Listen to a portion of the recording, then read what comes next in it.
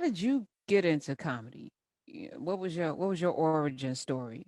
I wasn't like it wasn't like I was like, oh, I want to be a comedian. I'm gonna grow up and be a comedian. Like I had that was not on my mind at all. I was on some stupid shit. I wasn't even thinking about that. But I always had a different outlook towards things, and my friends would always be like, "Boy, you crazy, you stupid." Like I never was no keying motherfucker at all. Like I never was joking. I never was like no silly motherfucker. I just always was dead serious.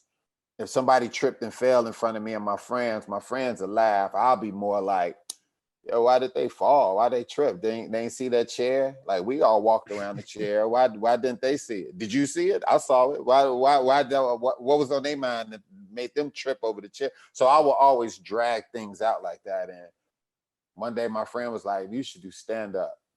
And I was like, nah. And he bet me some money to go on stage. And I went on stage and I got like a standing ovation that day. And I went home and I was like, oh, now I see why I'm on earth. Now I see now I see what I'm here for. Cause I had no idea at first. I was doing odd jobs and doing bullshit in the street. And I just was like, oh, got it. This is what I'm here for. And I just had a conversation with my man Mike Muse, and he brought something to my attention that a lot of people don't find a purpose.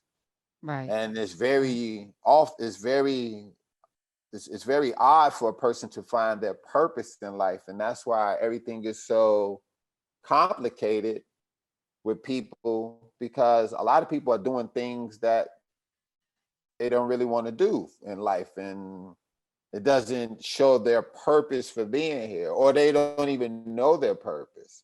And so therefore for me to find my purpose was something that I never really looked at until recently. After we had that conversation, I was like, dang, I guess so. And so I hope everybody find their purpose in life, because then the puzzles will start fitting, and we won't be as irritated with our jobs that we have now and our situations we're in, and living with this person because you can't afford to live by yourself. And so you do this job and that job.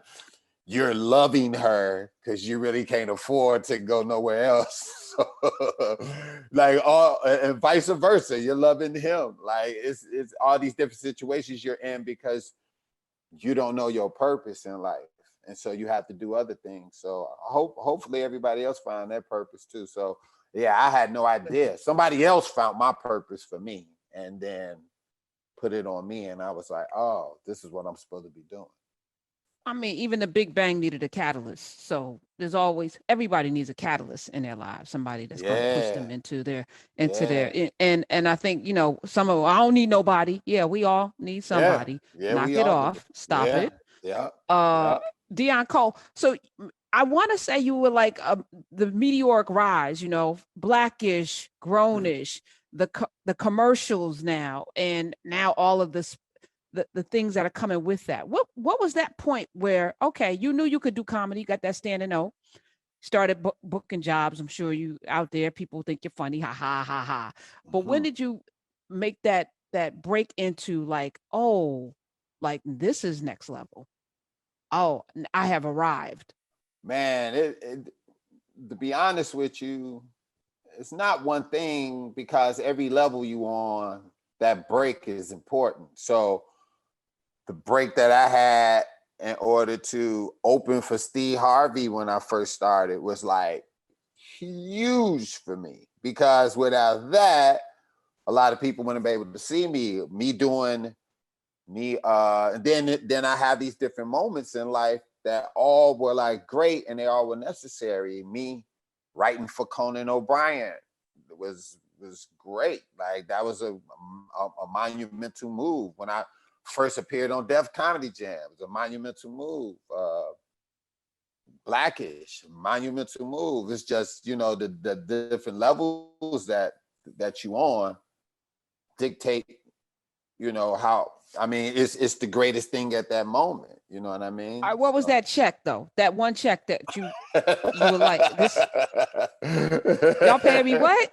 Yo, when I was I had a few of those, but that first one I was writing for Conan O'Brien, and I remember I got a residual check one time, and I just was like, I could not believe what I was looking at. Like I had to like, and I didn't want to go to the finance department and to make sure Is this because a mistake? Right.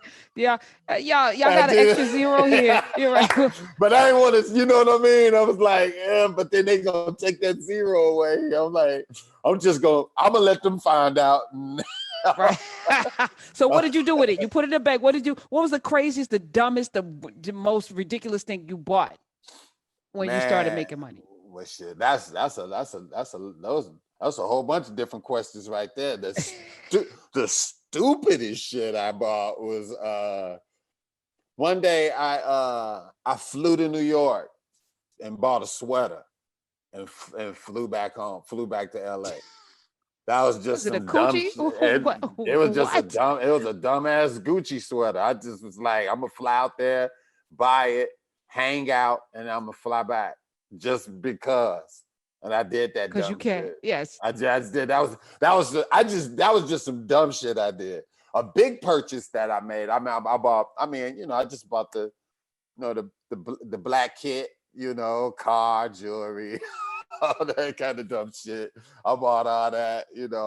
But smart purchases that I made was, I bought my mother a house and shit like that. I think we all live for that moment, right? Yeah, Did yeah, you bought a did you house. cover her eyes, put a bow on it, bring her, drive her? Was it a surprise or did? So yeah, she didn't even know. Like I bought her one house and she was living in it, and then I bought her another house.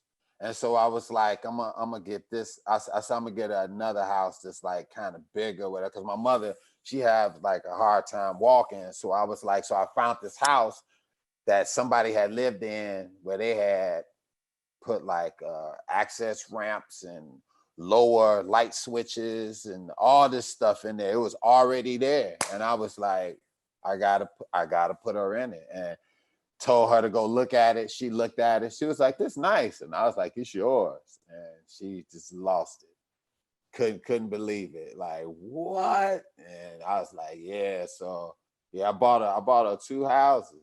Yep, I bought her two houses. Yep. So and I just man, I just after you do that, you'd be like, I'm good. You're I good should be good. Yeah, I should be good. for the rest of your life.